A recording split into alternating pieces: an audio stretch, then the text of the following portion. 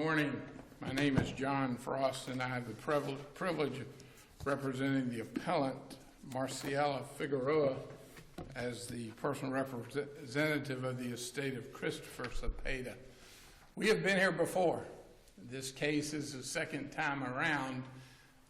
We tried this case the first time, and there was a plaintiff's verdict for approximately $950,000. This court reversed that verdict and sent it back.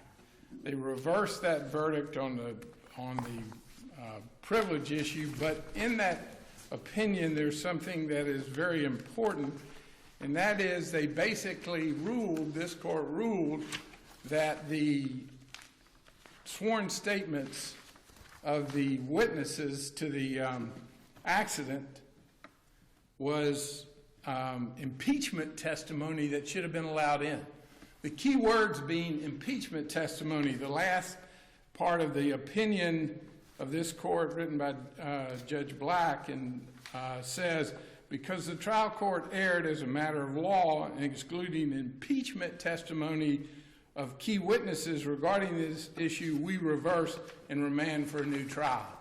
So we knew when we went into the second trial that the issue was going to be this sworn testimony, and it was impeachment evidence. It cannot be substantive. Was the instruction presented to the judge in limine pre-trial or on the fly during the trial? It was presented before we started the trial, the morning of the trial. And the judge just rejected it out of pocket? Out of pocket, he rejected it. And I think it's interesting because he thought you set him up to be reversed the first time. He doesn't like being reversed, something along those lines. Judge, that's exactly what I think, but because you can read the thing in there, and he says that. And matter of fact, if you look at when we had this discussion, the defense lawyer says, and I'm at page 250 of the transcript, at I'm lying down to line 18, and it's Mr. Wood, and Mr. Wood was the defense counsel. He says, if there is a case that says you should give an instruction to the jury before someone is impeached, then so be it. I agree that jury instruction should be given at some point. The defense counsel even agreed, but I think because of what happened the first time around, the court rejected it, and I moved 8 times to ask for that instruction during the trial. I had 15 motions for mistrial because every time that this evidence, and I knew it was coming in because this court had said it was coming in. And I said, okay, and here's the... you're agreeing, do you agree at this juncture and back during the second trial that it is impeachment evidence? It's only impeachment evidence. This court's ruled that. Well, but some of it came in as in conjunction with direct evidence. It wasn't admitted in all instances solely for the purpose of impeachment. Some of it was error of omission, not as far as when he was texting, when he wasn't texting, where the accident happened. Was he walking in front of the car? Was he not? I mean, there's inconsistent statement that you consider, some of which was direct, some of which is impeachment. So to me, it seems like a combination of evidence. Well, those on texting were clearly impeachment because they testified he wasn't texting. Yeah, but I mean, walking in front of the car, that's considered direct evidence, whether he was texting while walking in front of the car or texting in the meeting or texting back on the basketball court. Those are impeachment type evidence, but there was some testimony from Martel that he walked in front of, he started walking, next thing I know the car came out of nowhere, combined with the point of impact where the damage was apparently in the roadway to corroborate the impact. Is that true? No. Okay. Neither one of the officers that did this or that investigated could give a point of impact. Where was the debris? Was there debris found? There was debris, including the cell phone. The cell phone was in the road, but there was debris in the median. There was debris, shoes. It was all over the place. Debris was. There was some debris on the side of the road, some debris right on the edge of the road. There was debris all over. So that's mixed evidence as to where the impact occurred. Yeah, so there was no direct evidence as to that. But the real problem here is that if you go look at the closing argument, and I'm on, if Well, they said the testimony was all over the place, but they didn't really seem to harp on the impeachment evidence. Well, I think we disagree on that, Your Honor, because I think they did. And I'm on page 809 of the closing argument of the defendant in this case. And line where he talks about line 14, so it may be, we know from Jeremy Blunt's testimony was read. He did not appear live. What he said, because we got his trial, his deposition testimony, and we can read it back, we know exactly what it says, so there's not going to be any mistake in that. We know about Chris Bellamy. Again, he didn't testify, but read. We know about Antonio Martel. So I feel pretty confident everything I'm about to say that they said is the evidence in this case. And that's not correct. It's not the evidence in this case. And that's how it was treated in closing argument. Was there an objection made at that point? There was objections made to mistrial after that part to the testimony. I'd tried everything else. There was no objection made right at that point. Okay. But I'd been overruled so many times. I didn't want to stand up and interrupt him, and I knew what the ruling was going to be. And Judge, we had asked, as you say, we prepared the instruction and asked specifically that what should have been given. And we did it throughout the trial, saying this is not substantive evidence. And again, it is clear from an opinion by this court in Ivory versus State of Florida, and in that it said the defendant contends that the trial court erred in admitting the prior inconsistent statements of a prosecution witness without instructing the jury that such statement was relevant only to the witness's credibility and was not evidence of the defendant's guilt.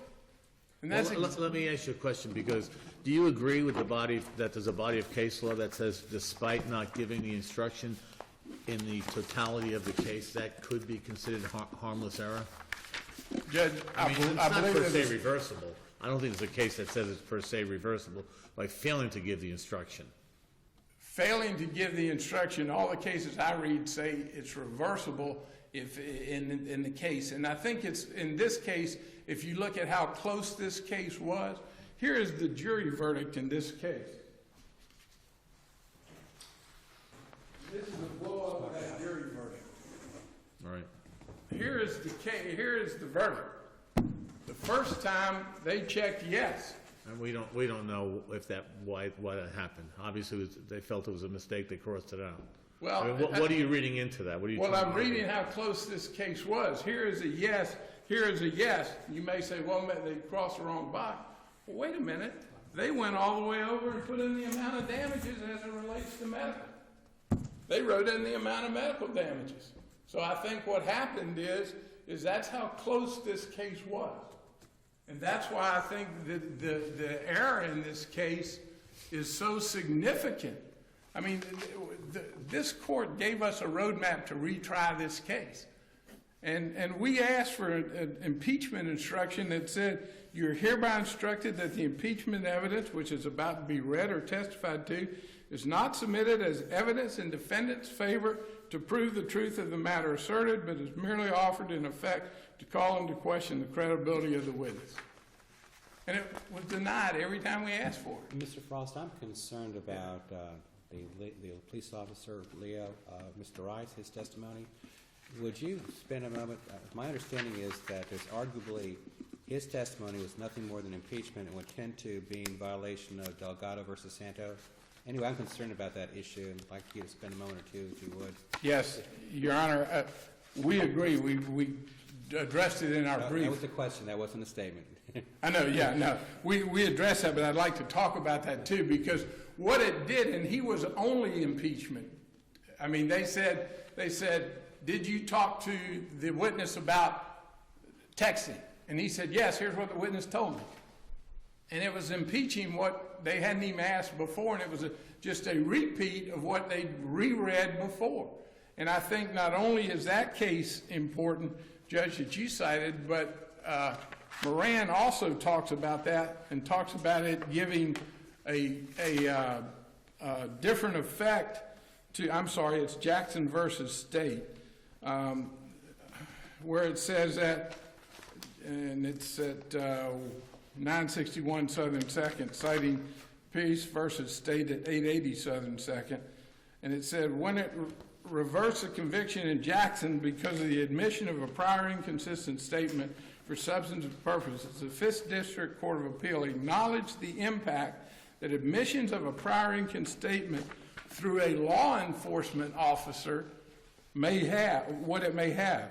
Quote, the prejudicial effect was compounded by its introduction through investigator Morgan, a 32-year-old police veteran whom the jury may have viewed as a disinterested, objective, and credible witness. That's exactly what happened in this case. If you take the first part of our case, we're not getting anywhere with a jury instruction or an instruction prior to any evidence being admitted, and we're next having to face the fact that they've gotten it all in now, and the jury's heard that, and now here comes a police officer whose only reason in there was to repeat what the inconsistent statements were.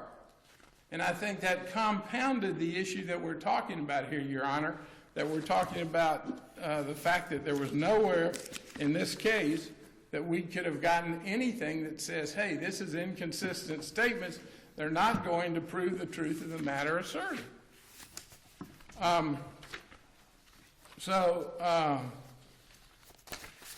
As you look at the case law, we think we were clearly entitled to the instruction. And we think it can't be considered, and if you compound that with the fact that the police officer came in for one purpose and one purpose only, you compound that there's no way that this could be harmless error. I mean, this directly affected the outcome of this case, we believe, by showing how tough this case or how close this case was. We've had one jury say, yes, plaintiff wins. One jury say, defendant wins, when that same jury had marked, looks like plaintiff won, we won for part of the time and then lost in the end. So again, this was critical that we get that instruction because we knew that what was coming. And we knew that this was impeachment evidence that was going to come in because this court said it was coming in. And so we prepared for that. And we got the instruction, we asked that it be given, wasn't given it wasn't given as it started the trial. Each time that one of these, they asked to do it, or they asked to bring somebody in and do it, right before the testimony of Jeremiah Blunt and Christopher Bellamy, we asked for the instruction, we moved for a mistrial, it was denied. We asked 7 more times for the instruction, denied every single time. And so, Judge, we believe, and I'd like to reserve the remainder of my time, unless there are any questions, that we believe this is a classic case of impeachment testimony being allowed in as substantive evidence and allowed in so that the plaintiff was at a huge disadvantage as it relates to this case. And that this was error that then compounded with the police officer who comes in uniform and testifies. Any questions? I'll reserve the rest for it. Thank you.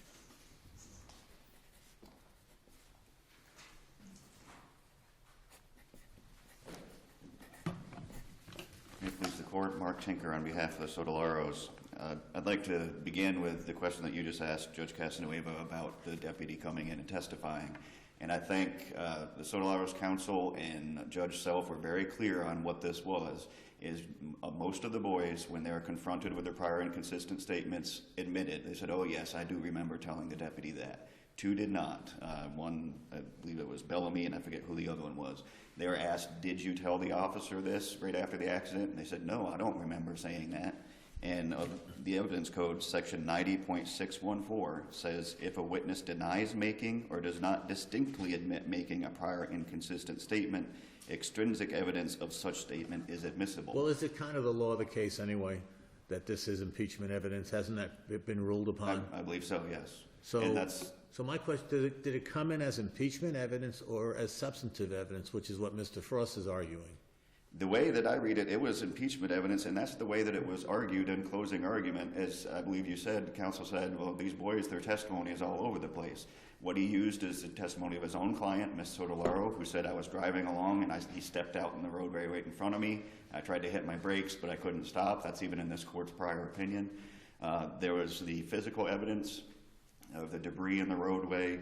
There's the expert witness who testified. He said, I can't determine an exact point of impact here, but I believe it was in the roadway. And, she didn't drive over onto the median. He walked out into the street. So you're agreeing then, if it's impeachment evidence, that the limiting instruction should have been given? I think that's within the judge's discretion, and that's Well, really... Why would that be? There's a statute that requires it, isn't there? There's a statute that says that one should be given, but as with all instructions, I think what the judge looked at here is especially how and when this was being requested. He said, this is going to be confusing. First of all, if you look at the context... That's true on that instruction as a whole in any case, anywhere, anytime. You have impeachment evidence to stop the trial and say, okay, the next statement you hear is going to be impeachment evidence, can only be considered for an inconsistent statement, not as substantive evidence. They don't know what that means anyway. Exactly. But the fact is, it's in the evidence code and they're entitled to it. To me, it's not a question of whether they're entitled to it. It's a question of whether or not there's an abuse of discretion by failing to give it at some point, somewhere, somehow. And I completely If they have agree. 16 chances to give it, and the defense even agreeing, give them the instruction. I completely agree, but look, the way that it was requested here is when the instruction was first presented, Judge Self said, well, when do you want me to give this? And his statement was, I want you to give it right now, before any of the evidence or any of the testimony had even come into the case. And the judge said, well, that's just going to confuse anybody. Like you said, most people, if they hear the word impeachment, they think that's how you remove the president from office. They don't know what that is. And if you're talking about, this statement is substantive, now this one's impeachment, now we're back to substantive again, it's just going to confuse everybody. And the case that I've cited in the briefs is Varnador versus State that says if you give the normal instructions and you allow them to counsel to address it, in closing argument, that's not an abuse of discretion, that's harmless error. And that's precisely what Judge Self said here. He said that's going to confuse everybody if I try to give this instruction, especially if I do it before people even testify. Well, okay, let's go arguendo. Arguendo, your best argument as to if the instruction should have been given at some point, and the judge abuses discretion in not giving it, then the second layer of abuse of discretion is, well, he didn't give it, he should have given it, but he didn't give it, it's still harmless error. Tell me why it would still be considered harmless error. It's harmless error because of exactly what he did, and what the Varnador court said is the judge said, you know what, I think that's going to be confusing, you can address it in closing argument. He expressly told counsel that, and notably he didn't address it in closing argument because it was never argued as being substantive. Counsel said, their testimony from these boys was all over the map. Look at the physical evidence, look at what my client said, look at what the expert said, where the debris is. He took one statement of defense counsel where it seemed to refer to the impeachment evidence as testimony or evidence. That was actually a statement that was made in opening where he said, we already know what the evidence in this case is going to be because of being presented as pre-recorded depositions. There's only one boy that came in and testified live. So he was saying that's the evidence, and it is the evidence, whether it's impeachment evidence, whether it's substantive evidence, that's a correct statement. That is the evidence in this case. But the argument that was made in closing is, give me just a minute, for whatever reason, if he was distracted, if he was texting, whatever he was doing, he unfortunately stepped out into the roadway. So he said, these boys' testimony is all over the map. We don't know what he was doing. What we do know is he walked out into the roadway, and that came from the expert, from Ms. Sottilaro, and from the physical debris evidence. And that's the way that this case was argued. Mr. Tinker, with regard to the instruction, it sounds like that if you're going to put in impeachment testimony, that the statute tells you that you give that instruction not at the beginning of the trial, not at the end of the trial, but basically contemporaneous with the testimony. Is that what that statute says at the time it's being admitted? And I think that would be the only logical way to do it for the reasons we talked about. It's confusing otherwise. I agree on that point. So it seems to me the first question is, are you entitled to the instruction? The statute says you shall have one. Then to me it's the de novo review. And then the question is, if you don't give it at contemporaneous with the testimony, then the question, I guess, becomes one of harmless error, or do you know whether or not there's significant to overcome? Well, I think there's a second step in there is if the judge was ever asked to give it contemporaneously. Whether it's preserved or not, you're correct. Correct. You're absolutely correct. So I think, are they entitled to it? arguably the statute says yes. I don't know that I can say otherwise. But the second and third steps, it was never asked for at an appropriate time, and then harmless error because the judge said you can address this in closing, and that wasn't even done. The police officer is reading from the statement, and if I understand the case law, that can't be substantive proof, that evidence, rather, that would have to be impeachment. So normally, Rice's testimony would trigger, if asked, the instruction on this is impeachment to measure the credibility, and as I understand the theory is because you can't trust either statement. Not that one of them is true, one's false, you can't trust either one. So you're for Rice's thing, you're saying some of the boys testified that they didn't recall. Correct. And they did. Now, are these witnesses who didn't appear? The depots were being read in? Those two, correct. They were. Is there a predicate problem with that? Because normally you have to ask them, do you recall giving this statement? And they're not there. So does the depot cover that? Yes, they were asked, and that was in their prior testimony. They're asked, do you remember giving this statement? No, I did not. So that's where the There's so officer many came different in and voices. I'm said, trying to make, I don't want to confuse ones with the other. that's where the officer came in and said, yes, they did tell me that, and that's the impeachment of those witnesses. I think that addresses everything that the court has asked earlier, unless you have any other questions. Thank you. Thank you.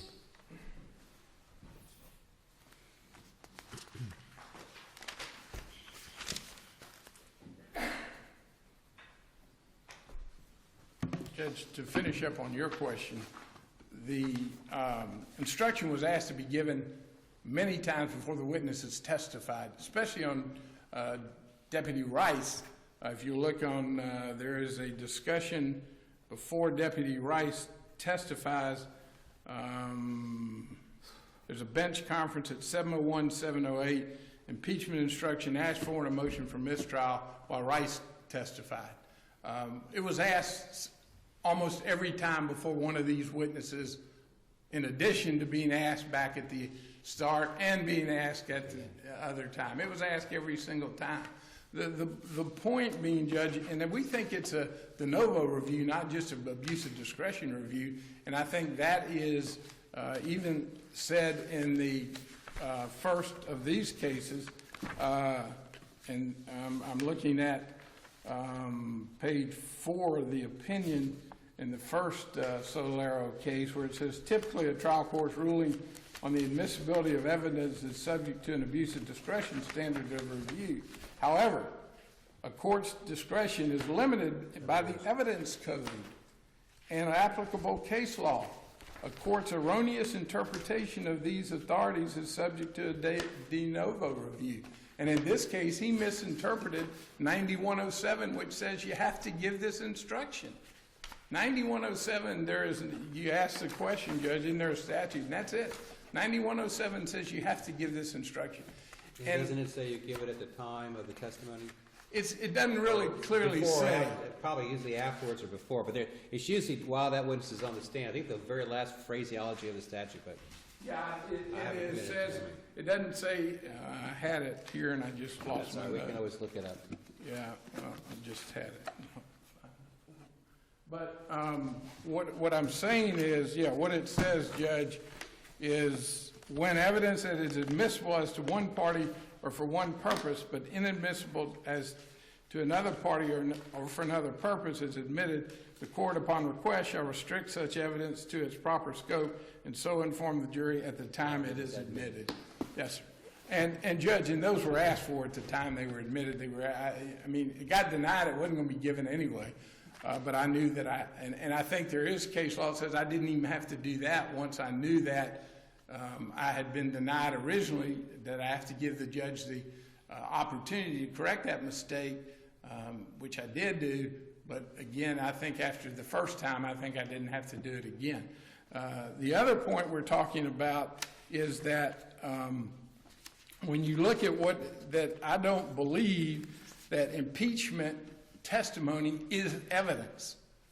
Impeachment testimony is not to prove anything in the case.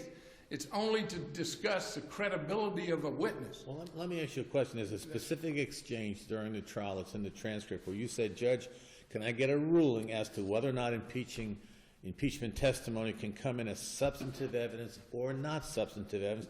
And the judge clearly says, here's his answer though, If it's purely an impeachment question or bringing up a prior consistent statement, I would agree it's not substantive evidence. Right. So that was you had the ruling, it only came in as impeachment evidence. Right, yeah. Not as no one said it's substantive evidence.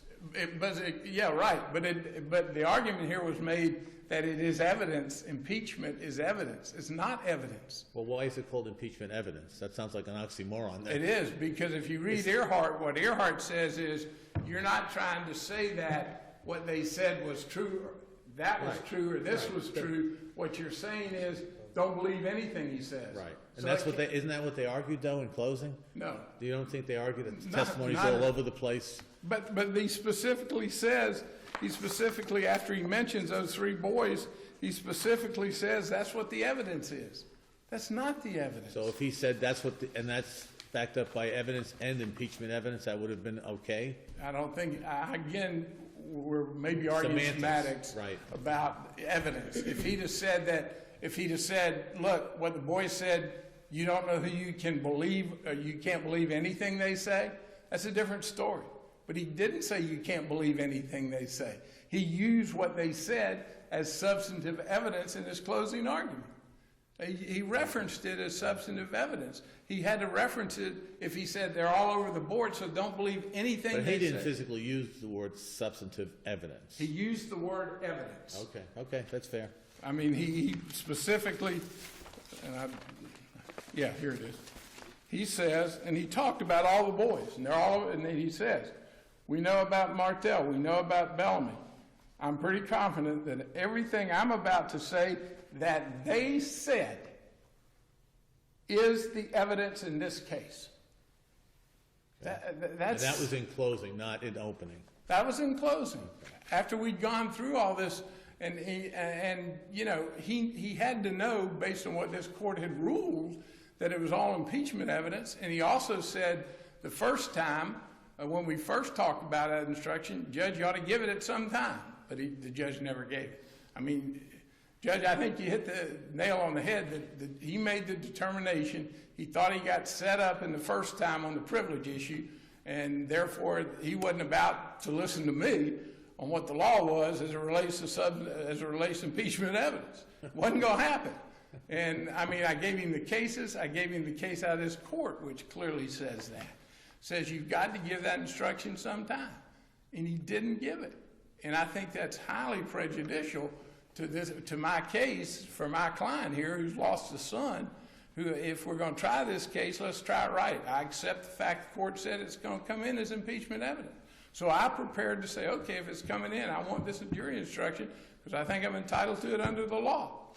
Are you going to argue anything about the venire, the improper venire issue? Well, I think we've briefed it. I think it is rely on Duren case because I think it clearly was. I mean, for 3 years, the court never corrected its jury panel rules for 3 years. So you got 3 years of people who got driver's licenses during that period of time that should have been on the list that weren't on the list. So it was clearly not there. And I'm out of town. You were out of time, but you certainly are now. Thank you. Thank you. Thank you both, counsel. That will conclude our session. And we'll be in recess. Safe journey back home.